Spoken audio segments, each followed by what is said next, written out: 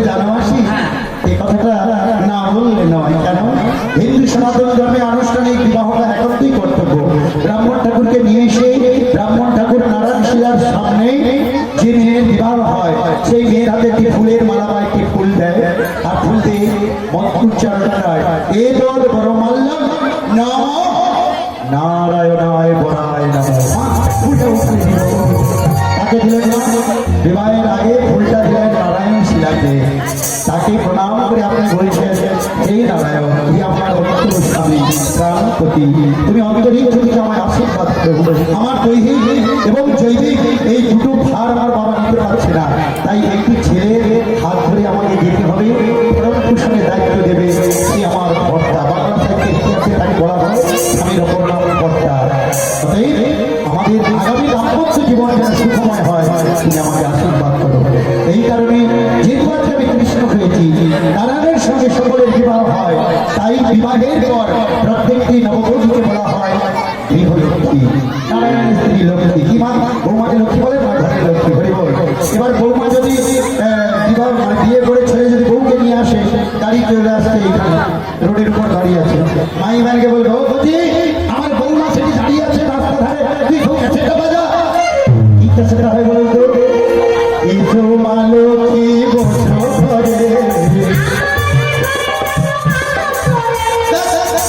পুরানো ক্যাসেট, একে আমি আমার ভালো লাগে, আমার ক্যাসেট আলাদা। এসো মা লক্ষ্মী বসো ঘরে, তোমার ঠিক করে বললে আমি বুঝতে পারি। এসো মা লক্ষ্মী ঢুকো ঘরে, রাত পড়লে আমার মার সঙ্গে চিকির মিচির করে। আরে বাবা, আমার মার বয়স 70 বছর, আমার বউর বয়স 25 বছর, তাহলে তো এখন 65-70 বছরের বুড়ি শুনতে এখন 20-25 বছরের মেয়ে কি মনের মেয়ে হবে? যত ভালো করে চৌকাবো খালি 20 লোকের মধ্যে এটি হয় সেটি হয়। আর সবথেকে বড় কথা কি জানেন তো? কিছু মনে করবেন না, মানে মায়েদের দেখুন, আপনারাই আপনাদের শক্তি কি করে হয়, কি করে ধরুন মায়েরা রাত থেকে উঠে গৃহকর্মের সমস্ত কাজ ছেড়ে দেয়, দীর্ঘদিন সংসার করলো, টেনশনে ঘুম ধরে না, 4টা-3টা থেকে ঘুম ভেঙে যায়, সংসারের সমস্ত কাজ করলো, করে এবার কি করলো, ওই সরকারি টিউবওয়েলে গিয়ে সজল ধারাতে গিয়ে গ্লাস নিয়ে বা নিম কাঠি নিয়ে দাম মানছে, ছাইতে দাঁড়িয়ে। এখন আমার মা, আমার কাকিমা, আমার জেঠিমা, ঠাকুমা যা ছিল সমস্ত ভুড়ি খোকা সব সবজিতে উপস্থিত করে, ও দিদি তুই তোর আইজনু উঠবে করে, দিদি রে আর কই না কেন, ঘুমাটা তো সব আইসা সব সারা রাত ধরে দিন মোবাইলে খালি তুই দেখে দে, ওরা দেখ 8টা বাজালো তো ঘুম ভাঙিয়ে দিল, ওরে আমাদের শুধু আমারে বউ মা শুধু। এবার তো আমার বউ ঘুম ভাঙছে, আমার সে দাদার স্ত্রী মানে আমার বৌদি তারও ঘুম ভাঙছে, ঘরে পড়া প্রতিবেশী বউ মাঝে ঘুম ভাঙছে। 8টার সময় দেখে না শাশুড়ি আর কাকিমা জেঠিমা তারা সে টিউব বলে সেটি আমাকে সব দানি করতেছে, বলে ও দিদি শুনবি আয়, তোর ঘরে সাউরি, আমার ঘরে সাউরি, আর তার ঘরে সাউরি, এ সব ঘুরি মনে তো আমার তার বিরুদ্ধে সব ঘুমা করে। বৌমা মনে এবার কি করে ঘুরতে শুনে আয় তোর কাজে হবে, হরি বল হরি বল। হ্যাঁ, কিছু মনে করবে না, বৌমাদের দিচ্ছি না, সবাইকে দিচ্ছি। শোনো, শাশুড়ি বৌমা হচ্ছে মা মেয়ের মতো করে থাকবে। বাবার বাড়িতে মেয়ে যদি কোনো অপরাধ করতো, মা দু একটা চট চাপড় দিত, বকাবকি করতো, তাহলে কি সবচেয়ে পালিয়ে যেত না। তাই এখানেও আমার কোনো চলার পথে ভুল হলে শাশুড়ি মা একটু বকে, সংসারের ভালো জন্য বলেছে, তার জন্য শাশুড়ি মার মধ্যে রাগ করলে হবে। আর শাশুড়ি মাকে ভাবতে হবে, এ আমার বৌমা নয়, এ আমার নিজের মেয়ে। নিজের মেয়ে তো বেলা আপনার দিয়ে শুয়ে থাকতো, তখন তো এই মেয়ের দুর্নামটা পাড়ায় ভাড়িনি, বৌমার দুর্নামটা পাড়ায় ভাড়তে খুব লাগে। আসলে মায়েদের চরিত্র কিরকম জানায়? জিজ্ঞাসা করছে একজন মা আরেকজন মাকে জিজ্ঞাসা করছে, ও দিদি তোর ঘরে জামাই কিরকম রে? পরে আমার ঘরে জামাই মতো কারো ঘরে জামাই হয়নি। কেন না, আমার জামাই হচ্ছে মাটির মানুষ, অমায়ে খুব ভদ্র। বলে রে, ওরে আমার মেয়ে যৌটা কই সৌটা শুনে, আমার ঠিক কথা শুনে চলে। পরে তাহলে তোর বেটা কি কর? না বেটা তো ছেলে, বেটা তো গাধা। কেন রে? না আমার বউমার কথা শুনে চলে।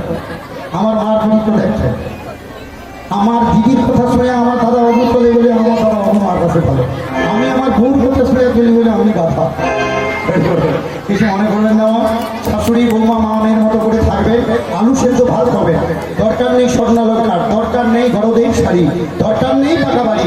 প্রত্যেকটি সদস্যের মধ্যে মধ্যে আন্তরিকতা, যদি হার্দিক প্রেম থাকে তাহলে লাভ এই ছেড়ে ঢেলে নিলাম স্বর্গ, সুখ সম স্বর্গ আপনারা পাবেন। আর না হলে অর্থ বিষয় প্রতি প্রত্যেকেও মেয়েকে যদি চাকরিজীবী জামাইকে দেখে বিয়ে করার, তার জামাই যদি বিপথে চলে যায়, জামাই চরিত্র যদি খারাপ হয়, কখনো সেই সংসারে মেয়ে সুখ থাকে না। আপনাকে সেইভাবে ভাবতে হবে, সবাই এইভাবে তৈরি করতে হবে। প্রেম সে বলো এবার বুঝতে পেরেছ তোমাদের রাধারানী কেমন করে আমার ভাইটা মামি হয়, ভিতরটা আমি ওর স্বামী, আমি হচ্ছে প্রাণপতি, আমার মার স্বামী, বাবার স্বামী, আমার মেয়ের স্বামী, আমার ছেলের স্বামী, আমার স্বামী, আমার বউর স্বামী, জগতের সকলের জগৎ স্বামী।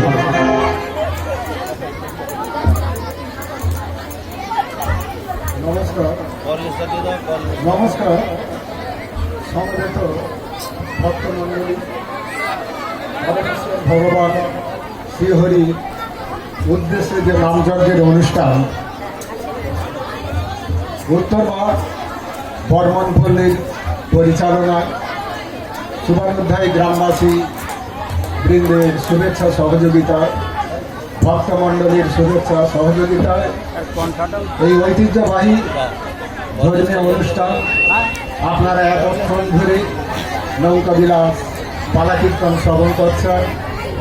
এই পালা কীর্তনের মধ্য দিয়ে আপনারা কৃষ্ণ কথা, হরি কথা